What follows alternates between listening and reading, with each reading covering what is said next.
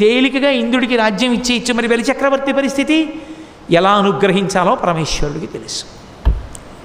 ఇంత ధర్మాన్ని దృష్టిలో పెట్టుకుని తన భక్తులైనటువంటి వాళ్ళని తాను చెనకలేక, తన భక్తులైన వాళ్ళు చేసిన తపస్సుకి వాళ్ళ కోరిక తీర్చకుండా ఉండలేక, అఖిలాండకోటి బ్రహ్మాండ నాయకుడైన పరమేశ్వరుడు భిక్షాటనానికి సిద్ధపడ్డాడు. ఇది ఆయన ఔదార్యం, ఇది ఆయన దయ. ఇంతటి దయామూర్తి అయినటువంటి పరమేశ్వరుడు ఎవరికి ఏమి ఇవ్వలేడు. ఎందుకు ఇవ్వడు? అందుకే ఒక అవతార స్వీకారమునకు దయ ప్రధానమై ఉంటుంది అనడానికి కారణం అక్కడుంది. అందుకని ఎప్పుడు ఎక్కడ అవతారం స్వీకరించాలో అలా వస్తాడు తప్ప ఆయన ఏదో ఇలా మత్స్యమూర్తి అవ్వడానికి ఏ కారణం లేకుండా ఉత్తినే చేప అయిపోవడం, ఏదో సృష్టి పరిణామం చెప్పడానికి చేప అయిపోవడం, సృష్టి అయింది అది చెప్పడానికి ఆయన చేప కప్ప అవడం ఎందుకు? అవన్నీ కాదు అర్థాలు.